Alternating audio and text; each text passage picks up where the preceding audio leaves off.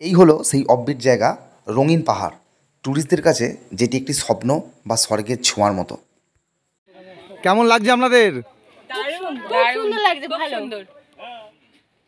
আজকের ভিডিওয়ে দেখাবো ঝাড়খণ্ড, পশ্চিমবঙ্গ এই দুই রাজ্যের এবং ঘাটশিলা, ঝাড়গ্রাম ও বাঁকুড়ার 3 জেলার সবচেয়ে সুন্দর, চোখ জুড়ানো এবং মন মুগ্ধ করার কিছু স্পট, যা ডুয়ার্সের চেয়ে কোনো অংশে কম নয়। কলকাতা থেকে মাত্র 3 ঘন্টার দূরত্বে আপনার জন্য অপেক্ষা করছে চোখ জুড়ানো সবুজে ঘেরা পাহাড় এবং পাহাড়ের ওপর ভয়ানক গুহা, তার সঙ্গে নদী, সবুজ জঙ্গল, ঝর্ণা এবং সুবিশাল রঙিন জলরাশি। এবং তার সঙ্গে আমাদের এই প্যাকেজে থাকছে কিছু অফবিট জায়গা, যেগুলো আগে কখনো ভিডিওতে বা কোনো প্যাকেজে দেখেননি। এবং জঙ্গলমহলের সন্ধ্যাটাকে মনের ক্যানভাসে চিরস্মৃতি করে রাখতে সন্ধ্যায় থাকে মুখোশ নাচ অথবা সাঁওতালি নাচ, তবে সেটা গেস্ট অন ডিম্যান্ড, গেস্টের ডিম্যান্ডের উপর। তবে এখানেই শেষ নয়, খাদ্যরসিকদের জন্য থাকবে বিভিন্ন খাবারের পদ এবং সন্ধ্যায় গেস্ট অন ডিম্যান্ডের ওপর শাল চিকেন বারবিকিউ। তো চলুন, প্রথম দিন আমরা কোথায় কোথায় ঘুরলাম, কি খেলাম, কোথায় থাকলাম, সম্পূর্ণটা আপনাদের দেখাবো। তার জন্য সম্পূর্ণ ভিডিওটি দেখুন। ভালো লাগলে আমাদের সাথে ট্যুর করতে স্ক্রিনে দেওয়া নাম্বারে যোগাযোগ করুন। আর হ্যাঁ, ফেসবুক থেকে যারা আছেন আমার প্রোফাইলটি ফলো করুন, ইউটিউব থেকে যারা আছেন চ্যানেলটি সাবস্ক্রাইব করুন এবং ভালো লাগলে বন্ধুদের মধ্যে শেয়ার করুন। হাওড়া স্টেশন থেকে অনেক গাড়ি থাকে যা ঝাড়গ্রাম বা ঘাটশিলা পৌঁছায়, তবে এদের মধ্যে বেস্ট গাড়ি হচ্ছে 6:35, সকাল 6:35-এর ইস্পাত এক্সপ্রেস। আর এই গাড়ি ধরেই আমরা পৌঁছে গেছি ঘাটশিলা, সেহেতু আমাদের প্রথম দিনটা ঝাড়খণ্ড থেকেই শুরু। তো গাড়িতে উঠে আমাদের আজকে প্রথম গন্তব্যস্থল বুরুডি ড্যাম বা বুরুডি লেক। চলুন ঘুরে দেখা যাক। বুরুডি যাওয়ার পুরো পথটাই খুব রোমাঞ্চকর এবং দর্শনীয়।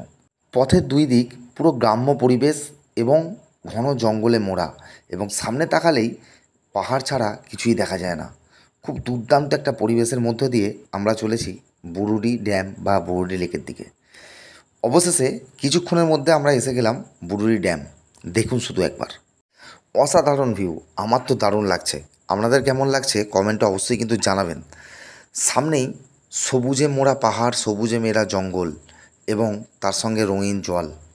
উফ, ফাটাফাটি। কলকাতা থেকে মাত্র 3 ঘন্টা দূরত্বেই লুকিয়ে রয়েছে এরকম একটা প্রাকৃতিক সৌন্দর্য। আগে দেখেছেন কখনো? আপনারা চাইলে এখানে রয়েছে বোটিং করার সুযোগ। টিকিট কেটে বোটিং করতে পারেন এবং এপার থেকে ওপার পর্যন্ত চলে যেতে পারেন এই বুরুডি ড্যামের। সত্যি দারুণ একটা পরিবেশ, যেটা মুখের ভাষায় বা লিখে বর্ণনা করা সম্ভব নয়। নিজেকে ফিল করা ছাড়া কোনোভাবেই সম্ভব নয়। এরই মাঝে একটা কথা বলে নিই, আমাদের এই প্যাকেজ 2 রাত 3 দিনের জন্য 4,500 টাকা, মানে 4,500 টাকা, এবং 3 রাত 4 দিনের জন্য 6,000 টাকা। থাকা, খাওয়া এবং গাড়ি, সাইট সিন সব কমপ্লিট। মেঘলা আকাশ তো আগে থেকেই ছিল, সেটা দেখতেই পেয়েছেন। তো আমরা বুরুডি ড্যাম ছেড়ে এবারে বেরিয়ে পড়েছি ধারাগিরি ফরেস্ট বা জলপ্রপাতের দিকে। আর বুরুডি ড্যামের চারিদিকে এখানে রয়েছে ছোটোখাটো ধাবা, যেখানে কিন্তু খাবারগুলো খুব টেস্টি। আপনার মনে করলে যে কোনো খাবার ট্রাই করতেই পারেন। ড্যাম থেকে বেরিয়েই সামনের ভিউটা দেখুন, অপূর্ব একটা ভিউ। আর এটা কিন্তু এলিফ্যান্ট ক্রসিং জোন, মাথায় রাখবেন এখানে কিন্তু যখন তখন এলিফ্যান্ট এসে যায়। তো বুরুডি ড্যাম ছেড়ে আমরা চলেছি ধারাগিরি জলপ্রপাত বা ধারাগিরি ফরেস্টের দিকে। আর এই ধারাগিরিকেই বলা হয় কলকাতার ডুয়ার্স বা মিনি ডুয়ার্স। সেটা সম্পূর্ণ ভিউটা দেখলেই বুঝতে পারবেন। এই পথ চলার ফাঁকে আরও একটা গুরুত্বপূর্ণ কথা শেয়ার করে নিতে চাই। আমরা এই ভিডিওতে যে হোমস্টে দেখাবো, এই হোমস্টে ছাড়াও আপনারা চাইলে আরও বেটার কোয়ালিটির ডিলাক্স বা ডবল ডিলাক্স রুম, ঘন জঙ্গলের মধ্যে রিসর্ট বা ক্যাম্প, যে কোনো কিছু বুক করতে পারেন। সব কিছুই আমাদের ব্যবস্থা আছে, কিন্তু আপনাদের চাহিদা মতো রেটটা কম বা বেশি হয়। আর সেটা জানতে আমাদের ভিডিওর প্রত্যেকটা পর্ব বা পার্ট দেখার প্রয়োজন। আর সেগুলো দেখতে এখনই আমাদের চ্যানেলটি সাবস্ক্রাইব করুন এবং বেল আইকনের নোটিফিকেশানটি অন করে দিন। বুরুডি ড্যাম থেকে প্রায় 5 কিলোমিটার দূর ধারাগিরির দিকে আমরা এগিয়ে চলেছি। আমি আগেই বলেছিলাম মিনি ডুয়ার্স বা কলকাতার ডুয়ার্স ঘুরে দেখাবো। দেখুন, গ্রাম্য পরিবেশ, গ্রাম্য বাড়ি, শহরের দূষণে ভরা সভ্য সমাজ ছেড়ে প্রবেশ করবেন জঙ্গলমহলের নির্ভেজাল মুক্ত অক্সিজেনযুক্ত আদিবাসীদের এক সংস্কৃতির মধ্যে। এবং বিভিন্ন স্পটের আনাচে কানাচে থাকবে জনবসতিহীন জায়গায় এই আদিবাসীদের হাতের মুখরোচক চেনা খুব সুস্বাদু খাবার, যেটা অবশ্যই কিন্তু টেস্ট করবেন। এটা বলতে বাধ্য হচ্ছি এই কারণেই, এই জঙ্গলের মধ্যে এমন কিছু কিছু জায়গা আছে যেখানে কোনো জনবসতি নেই, কিন্তু তা সত্ত্বেও তারা আমার আপনার ভরসায় কিছু মুখরোচক খাবার আপনার হাতে তুলে দিতে চায়। এই সামান্য টাকায় ওদের কতটা স্বাচ্ছন্দ্যভাবে জীবন কাটবে জানি না, কিন্তু আপনাকে কয়েক মুহূর্তের জন্য খিদা বা তৃষ্ণার হাত থেকে রক্ষা করতে পারে এবং মুখের মধ্যে আলাদা একটা টেস্ট ফিরিয়ে দিতে পারে। যদি ইচ্ছে নাও থাকে তাও অন্তত ওদের হাতে একটু খাবার কিনবেন। আমি এখন এসে গেছি ধারাগিরি জলপ্রপাতের প্রবেশপথে, যেখানে নাম না জানা চেনা অচেনা প্রচুর পাখির ডাক শুনতে পাবেন, আর তার সঙ্গে ঝিঝি পোকার শব্দ শুনুন একবার, তার সঙ্গে পরিবেশটাকেও উপভোগ করুন।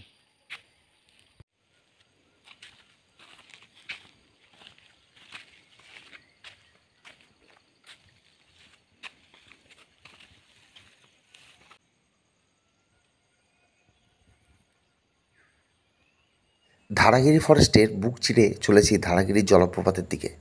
নিঝুম গা ছমছমে একটা পরিবেশ, চারিদিক তাকালেই যেন ভয় ভয় লাগে।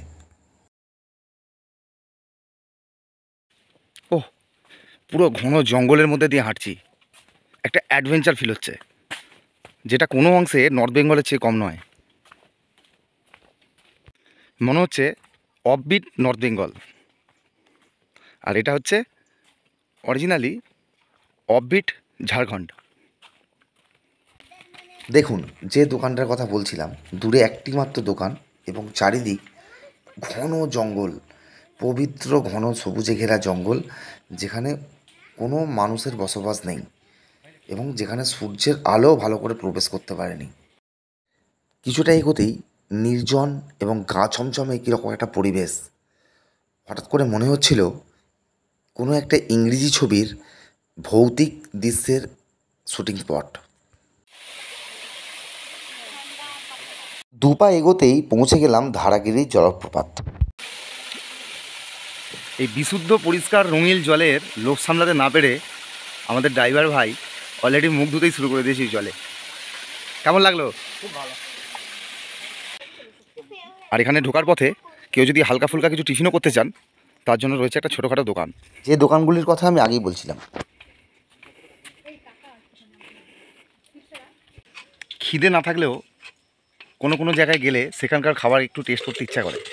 যদিও বেগুনিটা আমাদের পুরনো খাবার, আমাদের এলাকারই খাবার, তবুও এই জঙ্গলমহলের মধ্যে কীরকম বেগুনির টেস্ট সেটা একবার টেস্ট করবো এবং আপনাদের বলবো। আর যদি আশা করি আপনারা আসেন, এখানকার বেগুনি একবার টেস্ট করে যাবেন।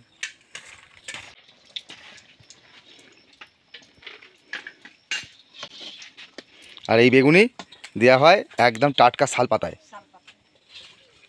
সত্যি কথা যদি জানতে চান তাহলে সত্যি বলবো, খাবারটি ছিল খুবই অসাধারণ। এতটা ভালো ও সুস্বাদু হবে ভাবতেই পারিনি। অবশ্যই ট্রাই করবেন। তবে ভরা বর্ষায় হয়তো এই ধারাগিরি জলপ্রপাতে প্রচুর জলের স্রোত থাকে, কিন্তু এই মুহূর্তে জলের স্রোত খুব কম। তা সত্ত্বেও বলবো জায়গাটি কিন্তু খুবই অসাধারণ। ফেরার পথটা ভালো করে লক্ষ্য করবেন। ডান দিকে রয়েছে পাহাড় কেটে রাস্তা, ঘন জঙ্গল এবং তার ঠিক বাঁ দিকে রয়েছে গভীর খাদ, যে ভিউটি কোনো অংশে সিকিমের থেকে কম নয়। ভিউটা দেখুন শুধু একবার, অসাধারণ, সত্যি অসাধারণ। সামনে থেকে না দেখলে মুখের ভাষায় বলে বোঝাতে পারবো না। এই পাহাড়ে কাটা রাস্তা, গভীর খাদ এবং ঘন জঙ্গলের মধ্যে দিয়ে আমরা এগিয়ে চললাম কাঁকড়াঝড় ফরেস্টের দিকে। এই প্রথম দিনের আমাদের 3 নম্বর স্পট কাঁকড়াঝড় ফরেস্ট। এখানেই শুটিং হয়েছিল বিখ্যাত একটি ছবি চার মূর্তি। আর চার মূর্তি মানেই টেনিদা, আর টেনিদা মানেই চিন্ময়বাবু।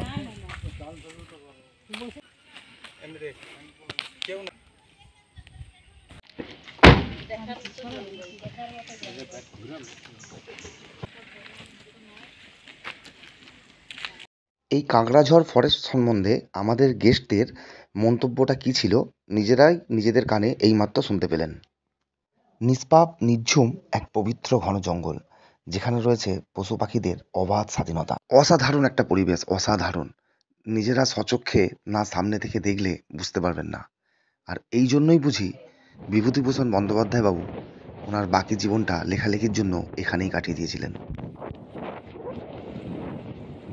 সভ্য শহরের দূষণ ও কোলাহল থেকে বেরিয়ে কয়েকটা দিনের জন্য মুক্ত অক্সিজেন এবং অরণ্য সুন্দরীর মোহময়ী রূপকে উপভোগ করতে এখানে চলে আসুন।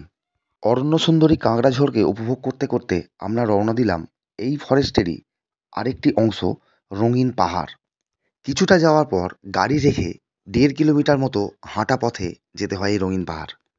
এটি ভারতবর্ষের মধ্যে অন্যতম এবং অদ্বিতীয় একটি পাহাড়, যার বিকল্প ভারতবর্ষে নেই। এই রঙিন পাহাড় স্পটটি ছোটবেলায় বইয়েতে পড়া বা টিভিতে দেখা গুপ্তধন সন্ধানে যাওয়ার মতো, কারণ প্রায় অধিকাংশ ট্যুরিস্টই পায়ে হেঁটে যেতে যেতে পথ ভুল করে তাদেরকে ফিরে আসতে হয়। অসম্পূর্ণ থেকেই যায় এই রঙিন পাহাড় দেখার স্বপ্ন। তাই আপনারা যদি রঙিন পাহাড় আমাদের সঙ্গে দেখতে চান, তাহলে আমাদের সাথে ট্যুর করতে পারেন। এই রঙিন পাহাড়ের প্রধান আকর্ষণ হলো সকালে একরকম পাহাড়ির কালার হয় এবং বিকেলে পাহাড়ের কালার চেঞ্জ হয়ে যায়। আর পাহাড়ের বাকি অংশটা সবসময়ই থাকে রঙিন, ঠিক যেন পাহাড়ের কোলে প্রকৃতি সুন্দরী রং লেপে দিয়েছে। দেখুন, দেখলেই বুঝতে পারবেন। অসাধারণ একটি জায়গা এই রঙিন পাহাড়। এই এত বড় একটি ফরেস্ট কাকড়াঝোড়, আর এই এত বড় ফরেস্টের মধ্যেই লুকিয়ে আছে রঙিন পাহাড়। আর আজকের এটাই আমাদের শেষ স্পট, কারণ অনেকটা বেলা হয়ে গেছে। কারণ আমরা ঝাড়খণ্ড থেকে এবার ওয়েস্ট বেঙ্গলের দিকে ঢুকছি। ট্যুরটা ছিল অনেক লং। এবার আমরা গেস্ট হাউসে যাব বা হোমস্টেতে যাব। আজকে যেখানে থাকছি সেটা দেখাবো এবং কি খাচ্ছি সেটাও আপনাদের দেখাবো। অবশেষে আমরা এসে পৌঁছালাম আজকে থাকার গন্তব্যস্থল, আমাদের ফার্ম হাউসে। আমার কথার ফাঁকে বনমুরগি এবং পাখিদের ডাকগুলো শুনবেন। ফার্ম হাউস বা হোমস্টে যাই বলুন, এটা আছে অনেক বড় এরিয়া নিয়ে।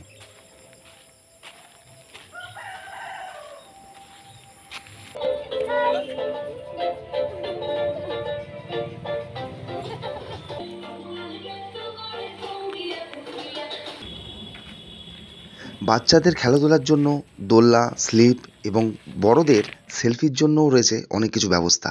হোমস্টেতে প্রবেশ করা মাত্রই আমাদের শুভেচ্ছা জানাচ্ছে সরস্বতী ও লক্ষ্মী, এই দুই বোন, দুটি পায়রা। তার সঙ্গে হোমস্টের মাটিতেই দেখবেন দৌড়াদৌড়ি করছে বেশ কিছু খরগোশ। এছাড়াও রয়েছে হোমস্টের মধ্যে রং বেরঙিন জবা ফুলের গাছ, প্রায় 8 থেকে 9 রকমের জবা ফুল হয়। এছাড়াও 8 থেকে 9 রকমের গোলাপ ফুলের গাছ। শুধু তাই নয়, এখানে অনেক রকম ফুলের সাথে পাবেন অনেক রকম ফলেরও গাছ। দেখুন, এটি হচ্ছে আপেল গাছ। আপেল গাছ ছাড়াও এখানে রয়েছে আরও ফলের গাছ, আতা গাছ, বেদানা গাছ, লিচু গাছ, সবেদা গাছ, অনেক অনেক রকম গাছ পাবেন। এবং শুধু গাছ ও ফুল নয়, ভালো করে শুনুন, নিত্য নতুন চেনা অজানা পাখির ডাকও শুনতে পাবেন। এবার আপনাদের ব্যালকনি থেকে পুরো হোমস্টেটা দেখাবো। পরিবেশটা দেখুন শুধু, একদম নিরিবিলিতে নিঝুম একটি জায়গায় এই হোমস্টেতে আমরা আজকের দিনটা কাটাবো। আমার তো মনে হয় অনেক বিলাসবহুল হোটেলের চাইতে এরকম নিরিবিলিতে একদম প্রকৃতির মধ্যে থাকতে দারুণ লাগে। মনে হয় যেন নতুন করে প্রাণ ফিরে পেলাম। এবং সামনেই যে রুমগুলি বা কটেজগুলি দেখতে পাচ্ছেন, ওগুলো হচ্ছে ড্রাইভারদের জন্য রাখা। এবারে আপনাদের দেখিয়ে দিই আমি কোন রুমটায় আছি। এটি হচ্ছে রুমের বারান্দা, মানে 2-3টে রুমের যে জয়েন্ট জায়গা, সেই জায়গায় একটি বেসিন আছে, একটি আয়না আছে এবং একটি টেবিল আলাদা করে দেওয়া আছে। এবার ঢুকছি রুমে। এই রুমটির নাম হচ্ছে জুঁই, যেটায় আমি আছি। আর ভিডিও করার আগেই রুমে ঢুকে পড়েছিলাম ভুলবশত, সেই জন্য একটু বিছানাটা ঘেঁটে ফেলেছি। তবুও আপনাদের দেখিয়ে দিই। রুমের নিচেটা টাইলস বসানো আছে এবং একটি বেড ও বেডের ওপর 2টি বালিশ, যেটা আমি আগেই ঘেঁটে ফেলেছি বলেই দিলাম। এবারে দেখিয়ে দিই বাথরুম বা টয়লেট বা ওয়াশরুম। ভিতরে রয়েছে একটি সুন্দর কুমোট, একটি শাওয়ার, সঙ্গে গিজার এবং নিচে একটি আয়না, বেসিন এবং সাবান বা কিছু রাখার জন্য একটি সাবান কেস। তবে আমার কিন্তু রুমের চেয়ে বাথরুমটা বেশি পছন্দ হয়েছে, মানে বেশি সুন্দর লেগেছে। যদিও অনেকে বাথরুমটাই সুন্দর বেশি পছন্দ করেন, তবে আমার বাজেট অনুযায়ী রুমগুলি বিলাসবহুল না হলেও যথেষ্ট পরিষ্কার পরিচ্ছন্ন এবং সুন্দর। আর ফার্ম হাউস বা হোমস্টের পরিবেশটা সত্যিই বিলাসবহুল। তো চলুন, খুব খিদে পেয়ে গেছে, আজকের খাবারটা আপনাদের দেখিয়ে দিই। আজকে লাঞ্চের মেনুতে আছে বেগুন ভাজা, বরবটি ভাজা, চিংড়ি মাছের তরকারি, মাছের কালিয়া, চাটনি, ডাল এবং লেবু, পেঁয়াজ, লঙ্কা। আমাদের খাবারের মেনু কীরকম থাকে মোটামুটি একটু আন্দাজ করতেই পারছেন। তবে আপনারা চাইলে বিলাসবহুল হোটেলও চাইতে পারেন, আমাদের কাছে সব রকম ব্যবস্থাই আছে। সেক্ষেত্রে রেটটা একটু কম বেশি হতে পারে। যেমন এটি একটি হোটেল, এটা কোনো হোমস্টে বা গেস্ট হাউস নয়, এটি জাস্ট একটি হোটেল, কিন্তু খুবই সুন্দর। AC, non AC, deluxe, double deluxe room আছে। তবে একটা কথা বলে দিই, যারা হোটেল এবং রিসর্ট দুটোতেই থেকেছেন তারা তফাৎটা বুঝবেন। হোটেলে থাকাটা আলাদা এবং রিসর্ট বা ফার্ম হাউসে থাকার মজাটা কিন্তু আলাদা। এটা ছিল আমাদের প্যাকেজের প্রথম দিন বা প্রথম পর্ব। আজকের ভিডিওটা এখানেই শেষ করব এবং পরবর্তী ভিডিওয়ে কী কী থাকবে, কী কী দেখবেন, কী কী আমরা ঘুরবো, কী কী খাবো, সেটা দেখার জন্য সঙ্গে থাকুন। আমার চ্যানেলটি সাবস্ক্রাইব করুন এবং নোটিফিকেশান বাটনটা অন করে দিন, যাতে পরবর্তী ভিডিওর নোটিফিকেশান আপনার কাছে সহজেই পৌঁছায়। এবং সঙ্গে থাকুন, দেখতে থাকুন পরের দিন আপনারা কী কী ঘুরবেন, কী কী খাবেন, সব কিছু।